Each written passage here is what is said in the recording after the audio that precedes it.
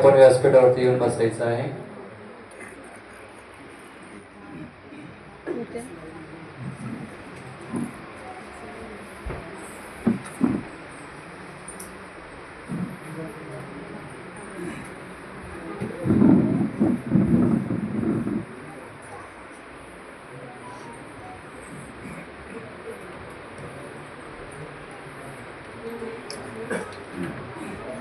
Hello hello,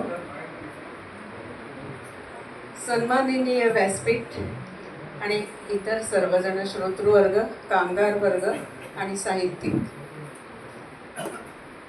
Pratap Sonawane यांचा परिचय मी करून देत आहे.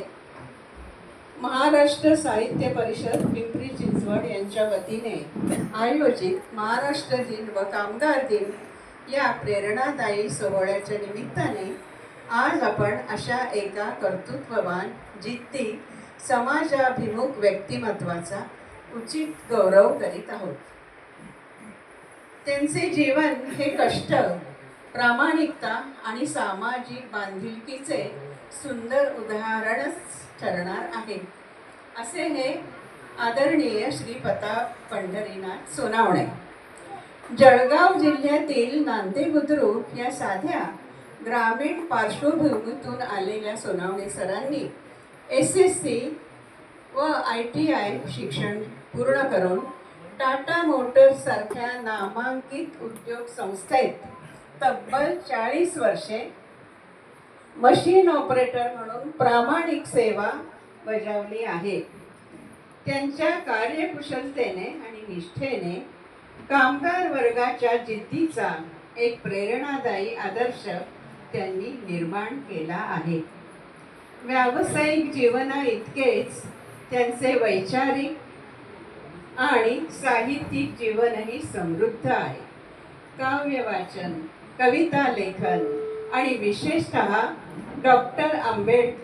बाबासाहेब आंबेडकर यांच्या साहित्याचे वाचन व त्यांच्या विचारांनुसार जीवन जगण्याचा त्यांनी केलेला प्रयत्न हा अत्यंत प्रेरणादायीच आहे.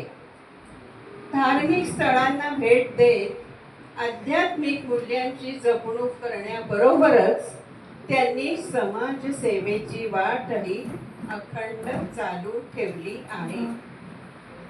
गरजू व गरीब विद्यार्थ्यांना शैक्षणिक साहित्य पुरवून शिक्षणाचा दिवा त्यांनी पेटता ठेवण्याचे कार्य सातत्याने केले आहे. तसेच अंधश्रद्धा निर्मूलन संघटनेच्या माध्यमातून सामाजिक वाईट व भ्रामक समजुती दूर करण्यासाठी त्यांनी उल्लेखनीय योगदान दिले आहे.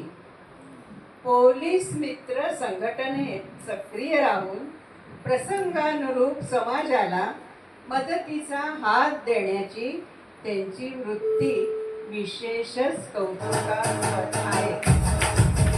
एक मिनिट, जरा वाचून पूर्ण तो हो गया.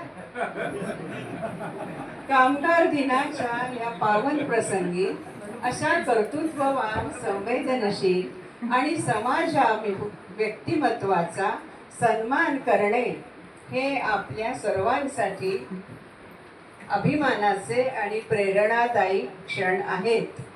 श्री प्रताप सोनावणेंना त्यांच्या पुढील वाटचालींसाठी मनपूर्वक शुभेच्छा मी देते. पिंपरी चिंचवड साहित्य